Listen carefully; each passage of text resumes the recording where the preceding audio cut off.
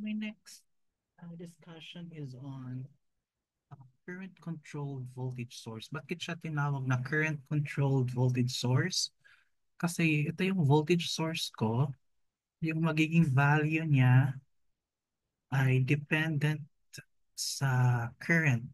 So yung, ang nagko-control ng value ng voltage source na to is the current, kaya sa tinawag na current controlled na voltage source.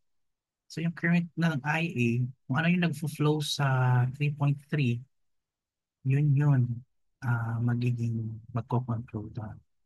Okay? So kanina meron na tayong circuit, so apply na lang natin.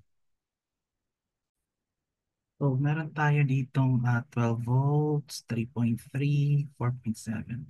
And we have here current controlled voltage source. So kuha tayo ng current controlled voltage source. Puntahan tayo sa sources and then you get yung voltage.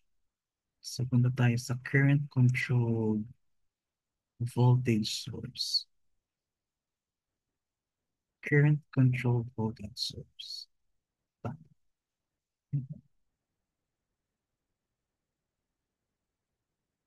So yung ito is the voltage source.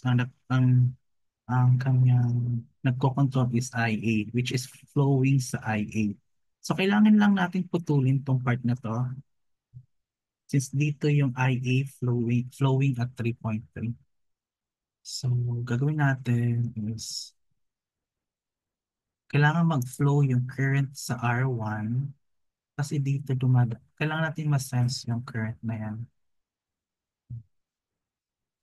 Means to say, yung IA na yan, dadaan yan sa R1, isi-sense niya, so mariread niya yung IA, then papunta sa 4.7. Itong voltage source na to, nakaparallel sa 4.7. So, kailangan natin siya i-parallel sa 4.7. Wait, kailangan muna natin i-parallel para maganda. So, nakaparallel to. Mhm. Then,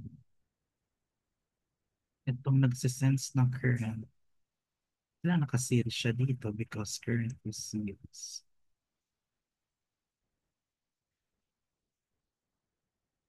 Okay? Series siya doon.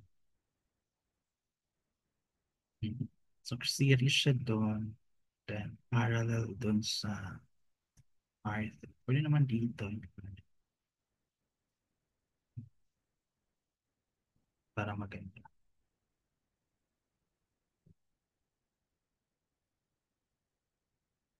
Ayusin ko lang.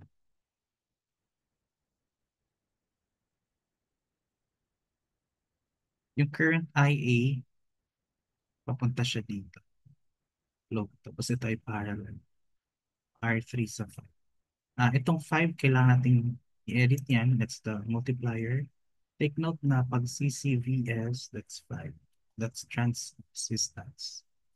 Yan yung multiplying factor niya, itong 5 na. Kasi naka-ohms to times the current, ang magiging unit niya na ay voltage. Kaya siya tinawag na multiplying factor ay trans resistance, naka-ohms.